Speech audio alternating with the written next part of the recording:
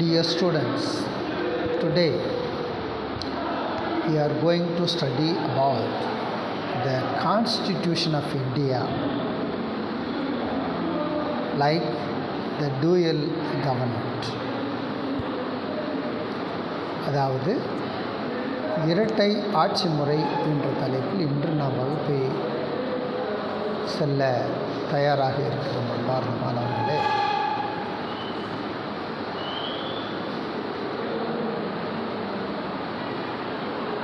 இந்த சட்டமானது 1900 இந்திய அரசு சட்டம் 1935 இங்கிலாந்து பாராளுமன்றத்தால் இயற்றப்பட்ட ஒரு சட்டம் இதுவாகும். இந்த சட்டத்தின் மூலம் இரட்டை ஆட்சி முறை ஒழிக்கப்பட்டு இந்தியர்களுக்கு தன்னாட்சி உரிமைகள் வழங்கப்பட்டன. இந்த இரட்டை ஆட்சி முறை என்பது ஆங்கில அரசால் 1919ஆம் ஆண்டு சீர்திருத்த சட்டம் என்ற முறையில் இது இந்தியாவில் புகுத்தப்பட்டது. ஆனால் 1935ஆம் ஆண்டு இந்த சட்டமானது ஒழிக்கப்பட்டு மாகாண சுயாட்சி முறை இந்தியாவில் அறிமுகப்படுத்தப்பட்டு இந்தியர்களுக்கு தன்னாட்சி உரிமைகள் அதிகரிக்கப்பட்டு மேலாட்சி அங்கீகாரம் தரப்படவில்லை. இது தவிர பிரிட்டானிய இந்தியாவும் மன்னர் அரசுகளும்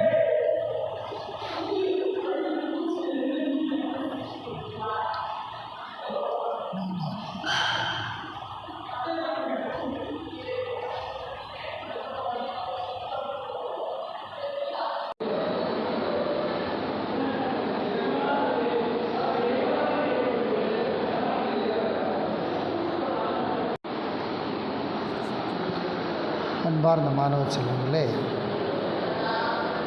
இந்திய அரசியலமைப்பு வளர்ச்சி எனும் தலைப்பில் இரட்டை ஆட்சி முறை எனும் அந்த தலைப்பை இன்று நாம் காணவிருக்கிறோம். இந்த இரட்டை ஆட்சி முறை என்பது 1919ஆம் ஆண்டு இந்தியாவில் புகுத்தப்பட்டது என்றாலும்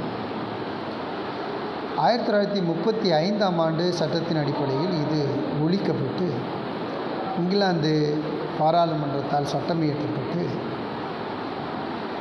பல்வேறு நடைமுறைகளை இந்தியாவில் புகுத்தியது.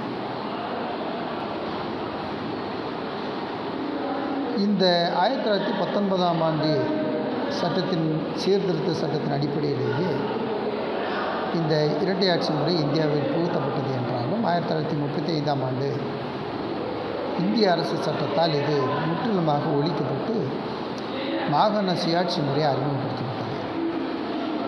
இதில் இந்தியர்களின் தன்னாட்சி உரிமைகள் அதிகரிக்கப்பட்டன. ஆனால் இந்தியர்களுக்கு மேலாட்சி அங்கீகாரம் தரப்படவில்லை. பிரிட்டானிய இந்தியாவும் மன்னர் அரசுகள், அதாவது சமஸ்தானங்கள், அதாவது பிரின்சியல் ஸ்டேட்ஸ் ஆகியவை இணைந்து ஒரு இந்திய கூட்டாட்சியினை உருவாக்க வழிவகை செய்யப்பட்டது.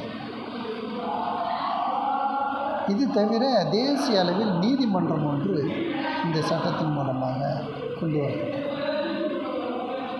தேர்தல்களில் வாக்குரிமை பெறுவதற்கான சொத்துரிமை தொகுதிகள் தளர்த்தப்பட்டன. வாக்காளர்கள் எண்ணிக்கை இதனால் அதிகமானது. மாநில சட்டமன்றங்கள் விரிவடைக்கப்பட்டு அவற்றில் இந்திய உறுப்பினர்களின் எண்ணிக்கை அதிகரிக்கப்பட்டது.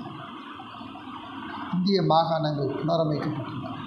பர்மா மற்றும் ஏடன் இந்தியாவிலிருந்து பிரிக்கப்பட்டு சிந்த் பம்பாய் மாகாணத்திலிருந்து பிரிக்கப்பட்டது. பீகார் மற்றும் ஒரிசா புதிய மாகாணங்களாக உருவாக்கப்பட்டன. ஆட்சி பொறுப்பில் மேலும் பல துறைகள் இந்தியாவில் ஒப்படைக்கப்பட்டன.